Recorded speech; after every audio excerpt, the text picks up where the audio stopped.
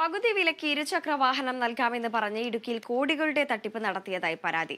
ജില്ലയിലെ വിവിധ സ്റ്റേഷനുകളിൽ നിരവധി വീട്ടമ്മമാർ പരാതി നൽകി തട്ടിപ്പ് നടത്തിയ തൊടുപുഴ സ്വദേശി അനന്തു കൃഷ്ണനെ ഇന്നലെ മൂവാറ്റുപുഴ പോലീസ് അറസ്റ്റ് ചെയ്തു.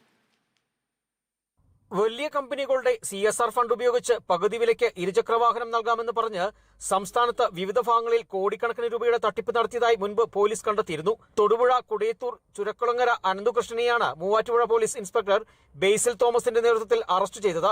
മൂവാറ്റുപുഴ പോലീസ് രജിസ്റ്റർ ചെയ്ത 3 തട്ടിപ്പ് കേസിലെ പ്രതിയാണ് ഇയാൾ. ജില്ലയിലെ വിവിധ ബ്ലോക്കുകളിൽ സീഡ് സൊസൈറ്റികൾ രൂപീകരിച്ചായിരുന്നു തട്ടിപ്പ്.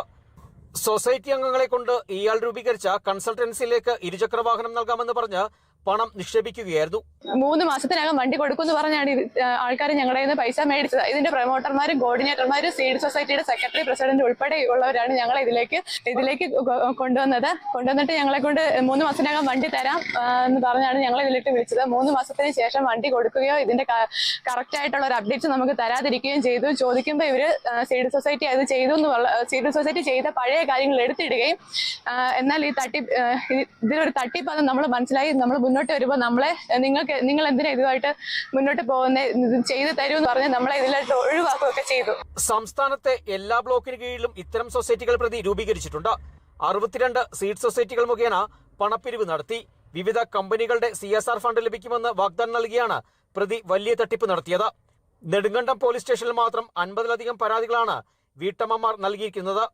അവരാണ് ഞങ്ങൾക്ക് വേണ്ടിയിട്ട് വാഹനങ്ങളുണ്ട്, നിങ്ങൾ ഇന്ന സമയത്തിനുള്ളിൽ പൈസ അടയ്ക്കുകയാണെങ്കിൽ നിങ്ങൾക്ക് വാഹനം 50% പലിശ നിരക്കിൽ നിങ്ങൾക്ക് തരാം എന്ന് പറഞ്ഞത്. അത് കാരണം എല്ലാവരുടെയും കൈ ക്യാഷ് ഉണ്ടാവില്ല. ഞങ്ങളൊക്കെ പണയം കൊണ്ട് വെച്ചാണ് പെട്ടെന്ന് അവർ പറഞ്ഞ സമയത്തിനുള്ളിൽ ക്യാഷ് ഇവിടെ പേയ്മെന്റ് ചെയ്തത്. അത് ഞങ്ങൾ കുറെ പേര് ബാങ്ക് വഴി നേരിട്ടടിച്ച് HDFC ബാങ്കിന്റെ അവർ ഒരു അക്കൗണ്ട് നമ്പർ തന്നിട്ട് ആ അക്കൗണ്ടിലേക്കാണ് ഞങ്ങൾ ട്രാൻസ്ഫർ ചെയ്തത്. അപ്പൊ മാക്സിമം പോയാൽ 3 മാസത്തിനുള്ളിൽ നിങ്ങൾക്ക് വണ്ടി കിട്ടും എന്ന് പറഞ്ഞു.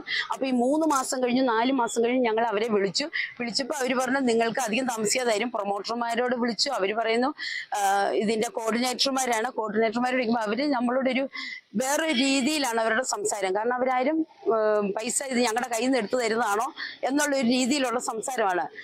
പണം തിരികെ നൽകുമെന്നാണ് ഇടനിലക്കാരായി പ്രവർത്തിച്ച കോർഡിനേറ്റർമാർ പറയുന്നത്. തട്ടിപ്പിന്റെ വ്യാപ്തി കണ്ടെത്തുന്നതിനായി പോലീസ് പരിശോധനകൾ ആരംഭിച്ചു. കോർഡിനേറ്റർമാരുടെ പക്കലുള്ള രേഖകൾ പോലീസ് പിടിച്ചെടുത്തു തുടങ്ങി. വരും ദിവസങ്ങളിലും കൂടുതൽ പേർ പോലീസ് സ്റ്റേഷനുകളിൽ പരാതികളുമായി എത്തുമെന്നാണ് സൂചന. Kerala vision news, Idukki.